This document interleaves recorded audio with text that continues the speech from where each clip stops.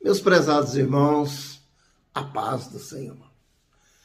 Estamos nesta oportunidade aqui para fazermos a nossa pré-aula da lição número 4, programada para o dia 28 de julho de 2024. Quero cumprimentar o nosso pastor, Aldair Gonçalves Dias. Deus o abençoe ricamente. Nossos companheiros, comentaristas, pastor Jean, pastor Gilvan. Quero cumprimentar toda a equipe da nossa Escola Bíblica Dominical, superintendentes, professores, secretários, nossos companheiros que fazem as pré-aulas. Que Deus abençoe cada um ricamente e abençoe todas as classes bíblicas dominicais na sede, nas congregações. Estamos nesta oportunidade estudando sobre a Igreja do Arrebatamento, uma igreja comprometida com as verdades divinas. Já estudamos a igreja comprometida com o amor, uma igreja comprometida com a santidade, uma igreja comprometida com a oração. E hoje nós vamos estudar que a Igreja do Arrebatamento é também uma igreja cristocêntrica. Nós temos o texto áureo que diz: e ele é antes de todas as coisas, e todas as coisas subsistem por ele. Verdade prática, a Igreja do Arrebatamento é vivificada pela obra redentora de Jesus Cristo na cruz do Calvário.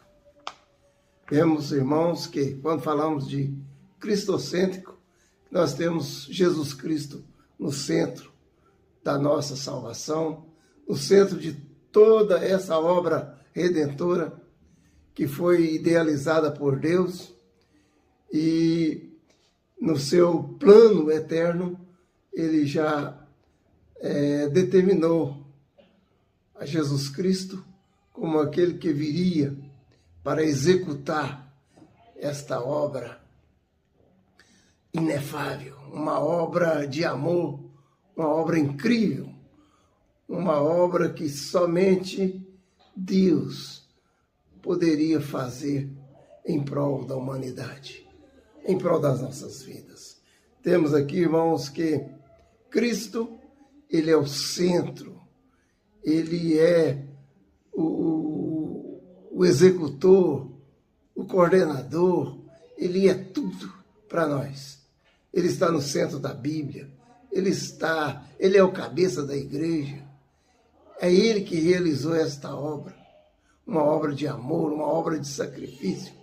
Conforme nós vemos em Isaías, no capítulo 53, quando ali ele foi humilhado e o mais rejeitado entre os homens, homens de dores que sabem o que é padecer, homem experimentado no trabalho. Diz o profeta que como de quem os homens escondiam o rosto era desprezado. E dele não fizemos caso algum. Mas verdadeiramente ele tomou sobre si as nossas dores e as nossas enfermidades tomou sobre si. E nós o reputamos por aflito, ferido de Deus e oprimido. Mas ele foi traspassado pelas nossas transgressões, moído pelas nossas iniquidades. O castigo que nos traz a paz estava sobre ele, pelas suas pisaduras nós fomos sarados. Todos nós andávamos desgarrados, como ovelha que não tem pastor, cada um seguia pelo seu próprio caminho. Mas o Senhor fez cair sobre ele a iniquidade de nós todos. Ele foi humilhado. E como uma ovelha muda foi levado ao matador, como um cordeiro foi levado ao matador, como uma ovelha muda perante os seus tosqueadores, ele não abriu a sua boca. Do juízo e da opressão foi arrebatado.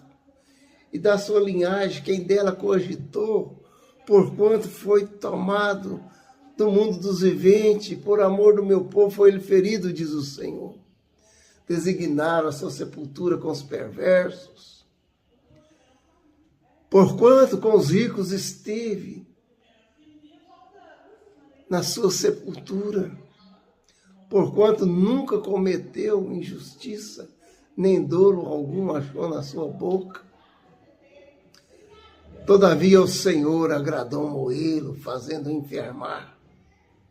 Diz o profeta, quando der a sua alma por expiação do pecado, verá a sua posteridade, prolongará os seus dias e a força do Senhor prosperará nas suas mãos.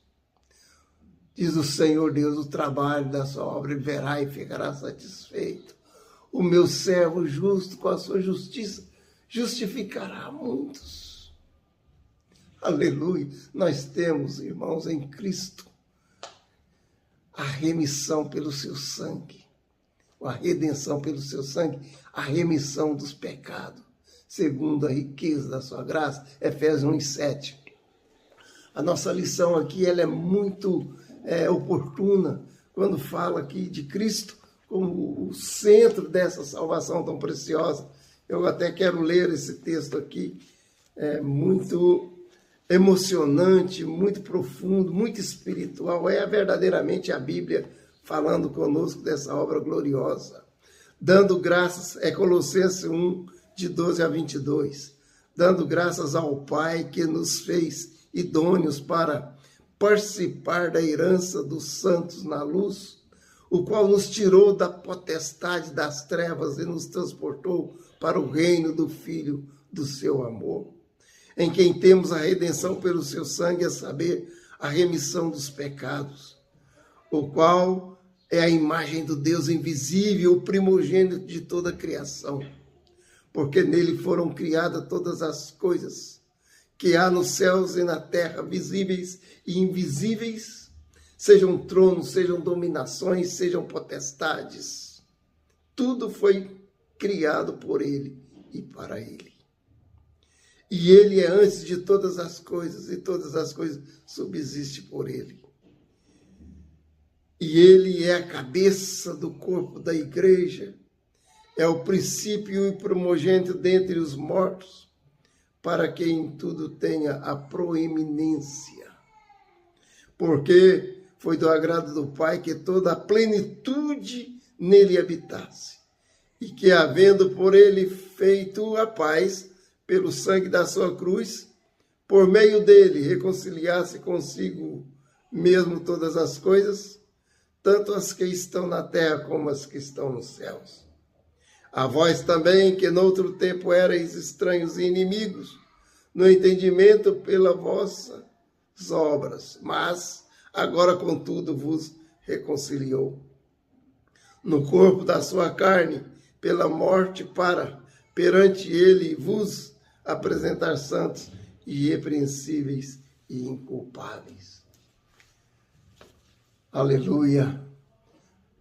E se alguém está em Cristo, nova criatura é. As coisas velhas se passaram, tudo se fez novo. Somos redimidos, né, pela redenção que há em Cristo Jesus.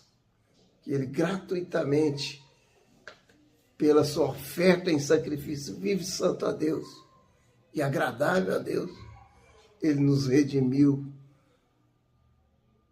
derramando o seu sangue na cruz do Calvário.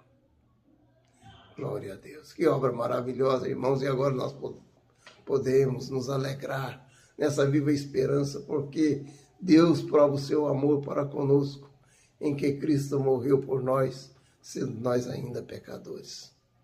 Portanto, agora nenhuma condenação há para os que estão em Cristo Jesus, que não anda segundo a carne, mas segundo o Espírito. Aleluia. Ele é o centro da igreja. Ele é o centro da Bíblia Sagrada. Ele é o centro de toda a criação. Ele é o primogênito, o Filho do Deus vivo, nosso Senhor Jesus Cristo. Aleluia. Grande amor de Deus e grande disposição de Jesus, o seu amor que se compadeceu conosco para vir nos resgatar do mundo perdido de trevas. O objetivo dessa lição é aprender que somente a igreja cristocêntrica participará do arrebatamento. Somente Cristo pode conduzir essa igreja, levar essa igreja através do seu Espírito, o Consolador que Ele nos deu para nos assistir ali na nossa trajetória aqui na Terra.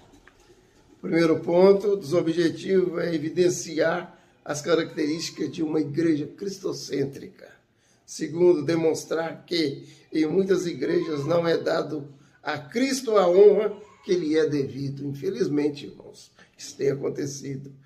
E ensinar que somente em Cristo há salvação. Louvado seja Deus. Bendito seja o nome do Senhor. A introdução nos diz: dizemos que a igreja do arrebatamento é uma igreja cristocêntrica porque Cristo é o único caminho para a salvação eterna e o único mediador entre Deus e o homem. Está escrito em 1 Timóteo, capítulo 22:5. É somente através de Jesus Cristo que podemos aproximar-nos de Deus. Hebreus 7:25. Vejamos aqui a referência 7:25, está escrito: portanto, pode também salvar perfeitamente os que nele se chegam. Porque ele realizou essa obra, né? Ele pagou o preço. Então, ele é poderoso para salvar todo pecador que a ele se chega. Confiando na sua morte expiatória para nos remir dos nossos pecados, orando com fé, pedindo forças e misericórdia divinas para nos ajudar em todas as nossas necessidades. Hebreus 4, Hebreus, vamos ver aqui, capítulo 4, o verso 14, 4:14, que está escrito: visto que temos um grande sumo sacerdote, Jesus Cristo, Filho de Deus, que penetrou nos céus, retenhamos firmemente a nossa confissão, porque não temos um sumo sacerdote que não possa compadecer-se das nossas fraquezas, porém um que, como nós, em tudo foi tentado, mas sem pecado. Cheguemos, pois, com confiança ao trono da graça, para que possamos alcançar misericórdia e achar graça, a fim de sermos ajudados em tempo oportuno. Aleluia. Glória a Deus. Glória seja dada ao nome do Senhor. Vamos para o item 1. Características de uma igreja cristocêntrica. A igreja que tem Cristo no centro, ela é uma igreja que tem convicção de que a maior necessidade de cada indivíduo é a salvação do pecado e da ira de Deus, e prega que esta necessidade não pode ser satisfeita por nenhum outro senão Jesus Cristo. Não há nenhum outro nome, nem no céu, nem na terra, nem debaixo da terra, em nenhum outro lugar, um outro nome que importa que sejamos salvos. É o nome de Jesus. Aleluia. Cristo revela a natureza exclusiva do Evangelho e coloca sobre a igreja pesada a responsabilidade de pregar o Evangelho a todas as pessoas. Porque é o Evangelho que salva. Paulo diz, Romanos 1:16, não me envergonho do Evangelho de Cristo, que é poder de Deus para a salvação de todo aquele que nele crê, primeiro o judeu, depois o grego, porque a justiça de Deus se revela no Evangelho de fé em fé, como está escrito, o justo viverá da fé. Aleluia. Crendo nesta palavra que nos revela Cristo, Jesus, e nos ensina o caminho da salvação. Se houvéssemos outro meio de salvação, a igreja poderia ficar despreocupada. Mas segundo o próprio Cristo, João 14:6, que diz, eu sou o caminho, a verdade e a vida, ninguém vem ao Pai senão por mim. Não há esperança para ninguém fora da salvação em Cristo. Atos 40 e 10:43, Atos 10:43 nos diz, a este dão testemunho todos os profetas, de que todos os que nele creem receberão o perdão dos pecados pelo seu nome. Então, é o nome de Jesus aqui, crendo no nome de Jesus, que nós temos a salvação. Este é o fundamento da igreja cristocêntrica, de anunciar Cristo. E somente ele tem esse poder para salvar um povo, né? um povo para Deus, redimir um povo. É nele que nós alcançamos a nossa salvação e ele que leva para o céu. É uma igreja cristocêntrica que será arrebatada. Atitude e fidelidade para com a palavra de Deus. Então, a igreja cristocêntrica, ela é fiel, né, para com a palavra de Deus. Os membros da igreja devem ansiar por ouvi-la e procurar compreendê-la, deve louvar ao Senhor, a palavra de Deus, amá-la e nela se alegrar e se deleitar, deve aceitar o que a palavra diz, ocultá-la nas profundezas do coração. Salmo 119, 11, né? Guardei a tua palavra no meu coração para não pecar contra ti e colocar esperança em suas promessas. Acima de tudo, deve obedecer ao que ordena a palavra, né? E viver de acordo com seus ditames. Deus conclama os que ministram a palavra a manejá-la corretamente, a pregá-la fielmente. Todos os crentes são convocados a proclamar a palavra de Deus por onde quer que forem, no trabalho, na situação de lazer, nas suas viagens, onde você estiver, sempre deve ter a palavra para assim estar informando, instruindo, ensinando as pessoas que Jesus Cristo leva para o céu, que Jesus Cristo salva, que Jesus Cristo batiza no Espírito Santo, que Jesus Cristo é o centro da Bíblia Sagrada, é Ele a luz do mundo, Ele é a porta, Ele é o caminho, Ele é a verdade, Ele é a vida. Jesus, Ele deve ser pregado por toda a igreja do Senhor que tem essa esperança gloriosa. Uma igreja também cristocêntrica, ela é guiada pelo Espírito Santo. Item 3. O Espírito Santo habita no crente como Filho de Deus, a fim de levá-lo a pensar, falar e agir em conformidade com sua palavra.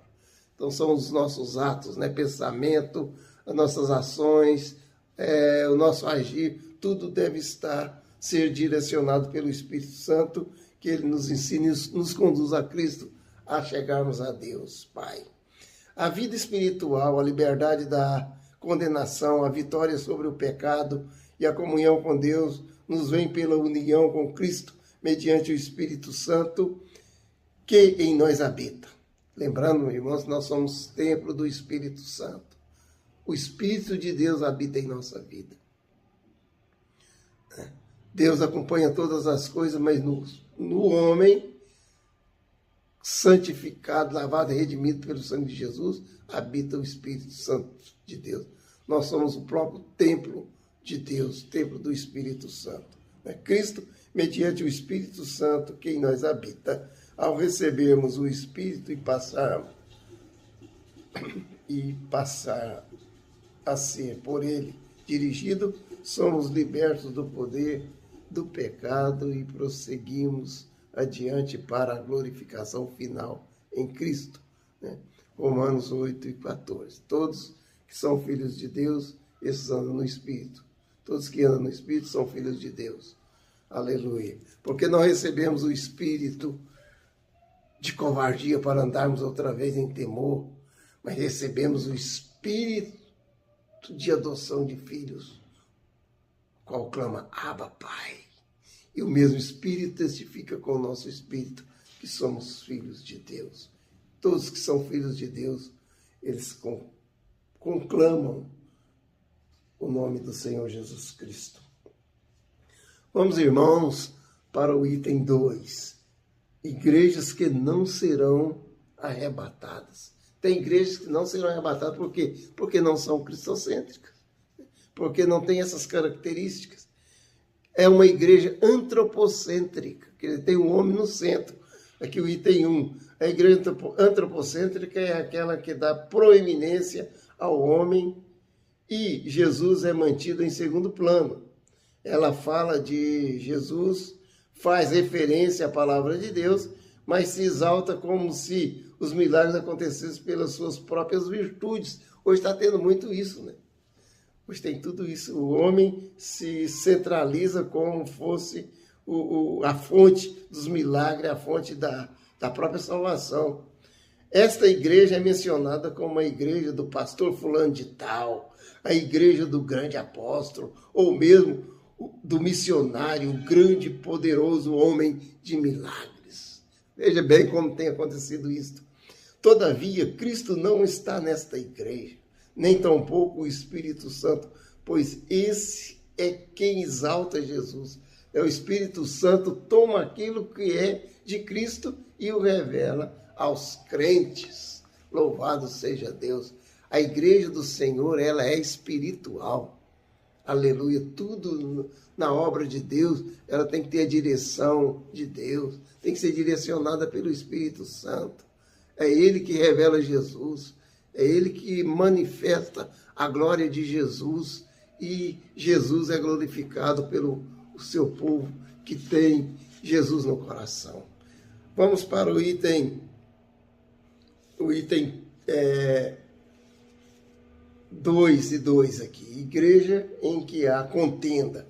Uma igreja que há contenda também não será arrebatada. Vemos aqui, quero dizer com isso que cada um de vós diz, eu sou de Paulo, eu sou de Apolo, eu sou de Cefas, eu sou de Cristo. É 1 Coríntios 1 e 12. Alguns membros da igreja passaram a considerar mais a certos ministros do Evangelho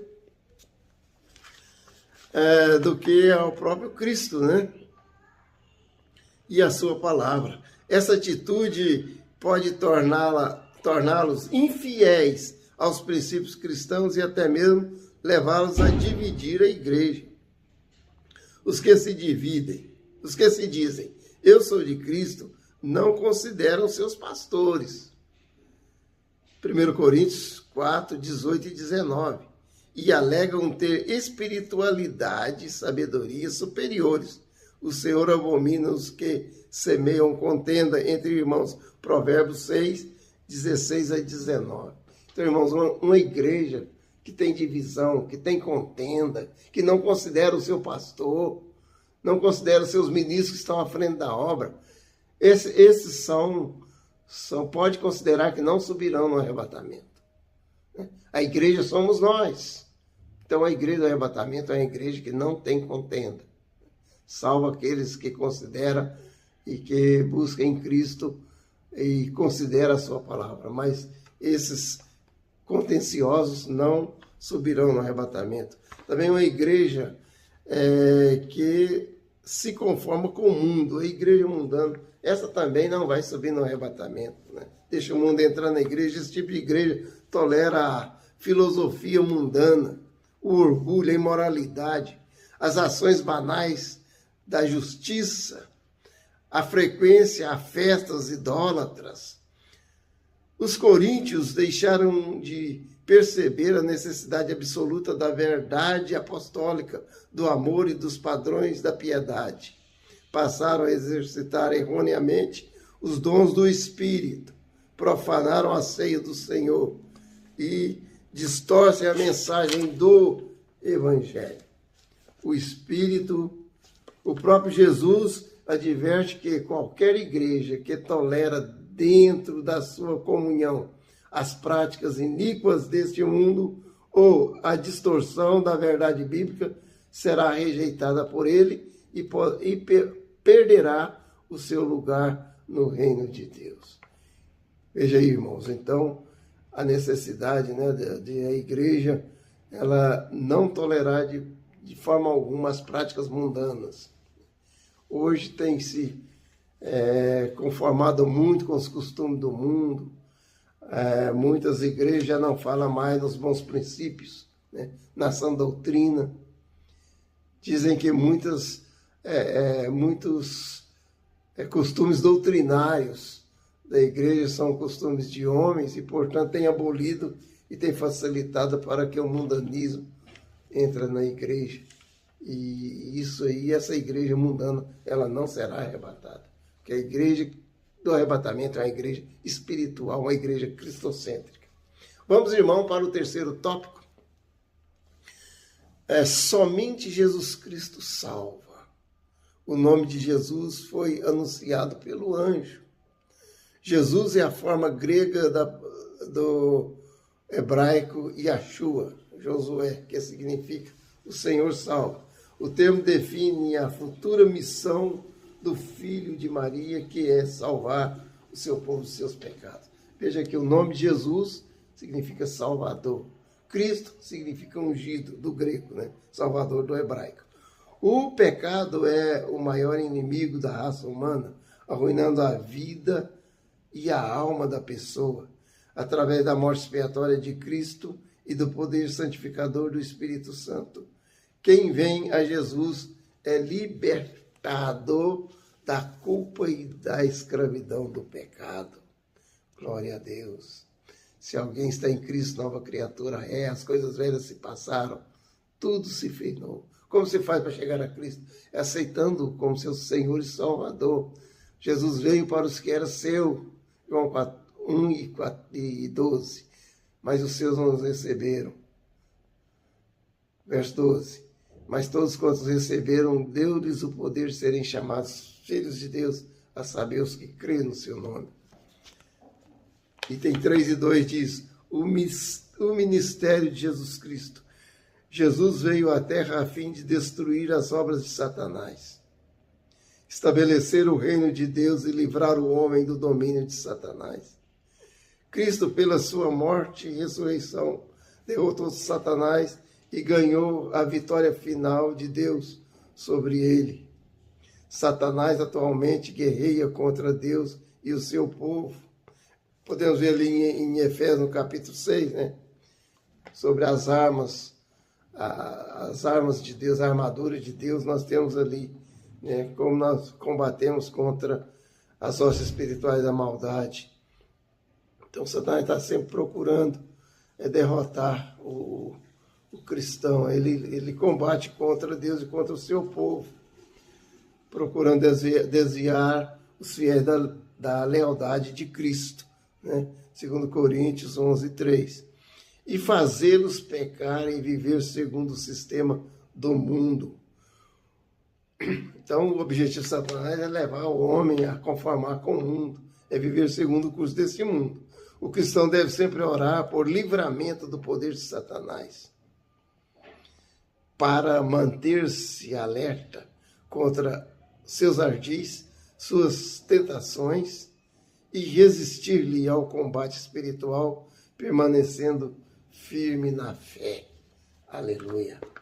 Item 3:3 diz, Jesus voltará para buscar a sua igreja. Essa é uma promessa, irmãos, que vai acontecer. Podemos estar tranquilos, esperançosos, confiantes, convictos e também pregar essa mensagem, né? Que Jesus ele vai voltar. A Bíblia é muito concisa, né, em afirmar essas verdades. As promessas de Deus elas se cumprirão no seu tempo. O tempo da volta de Jesus está chegando. Estamos, né, como temos estudado, estamos nos fins dessa dispensação. Então, certamente, como Cristo subiu ao céu, ele voltará para levar os seus seguidores para si mesmo, conduzindo-os à casa do Pai. João 14, né? 14. Jesus, ele afirma categoricamente, né, que ele vai. Né? Não se turbe os vossos corações, creis em Deus, creis também em mim. Na casa do meu Pai há muitas moradas. Se não fosse assim, eu vos teria dito, vou preparar lugar. E se eu for e vos preparar lugar, voltarei e vos receberei para mim mesmo, para que onde eu estiver estejais vós também. Aleluia. Então, o lugar que lhes está preparado, esta era a esperança dos crentes dos tempos do Novo Testamento e, de igual modo, a de todos os crentes de hoje. O propósito supremo da volta do Senhor é ter os crentes com Ele para sempre. A expressão, vos levarei para mim mesmo, fala da esperança futura de todos os crentes vivos naquele momento, né? Quando então serão arrebatados juntamente com eles nas nuvens a encontrar nos ares, e assim estaremos para sempre com o Senhor. 1 Tessalonicenses 4,17. A vinda de Jesus Cristo objetiva buscar os seus fiéis e livrá-los da futura hora da provação que sobrevirá sobre o mundo. Vemos Apocalipse 13:10, porque guardaste a palavra da minha paciência, também eu vos guardarei no dia da aprovação. Aleluia. Conclusão. A esperança de que nosso Salvador logo voltará para nos tirar do mundo, a fim de estarmos sempre com o Senhor, é a bem-aventurada esperança de todos os redimidos. É fonte principal de consolo para os crentes que sofrem. Assim sendo, os cristãos nunca devem renunciar à sua expectativa mantida em oração de que talvez ainda hoje a trombeta soará e o Senhor voltará. Aleluia. Romanos 12:12, né? Alegrai-vos na esperança, sejam pacientes na tribulação e perseverai em oração, aguardando a bem-aventurança da vinda de Jesus. A sua glória se manifestará, né? E nós, que temos esse corpo mortal, nos revestiremos da imortalidade ante ao soar da trombeta. E esse corpo que é corruptível se revestirá da incorruptibilidade. Então, cumprir-se-á a palavra que está escrito: tragada foi a morte na vitória.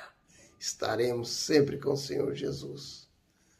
Aleluia, reinando no milênio e na eternidade com o Senhor, adorando a Deus, nosso Pai. Deus abençoe os irmãos, estejamos sempre atentos, irmãos, apercebidos, né? Sempre ligados em Cristo, adorando e servindo de todo coração, com toda alegria, porque a igreja cristocêntrica será arrebatada no dia do Senhor. Amém. Deus abençoe.